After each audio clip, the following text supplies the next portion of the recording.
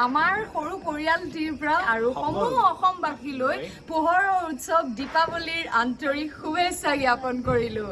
Happy Diwali. গৰ্ভৱতী অৱস্থাতে পেটত সন্তান লৈ দীপাৱলী পালন কৰিলে অভিনেত্ৰী বৰ্ষাৰাণী বিষয়াই। নিজৰ পৰিয়ালৰ লগতে সমূহ অসমবাসীৰ বাবে বন্তি জ্বলাই আশীষ ল'লে বৰ্ষাৰাণী বিষয়াই।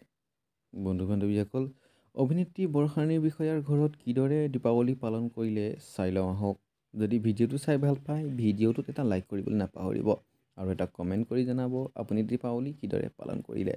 আৰু ভিডিঅ'টো আপোনালোকে খুব বেছি শ্বেয়াৰো কৰি দিব। এতিয়া বলক চাই লওঁ।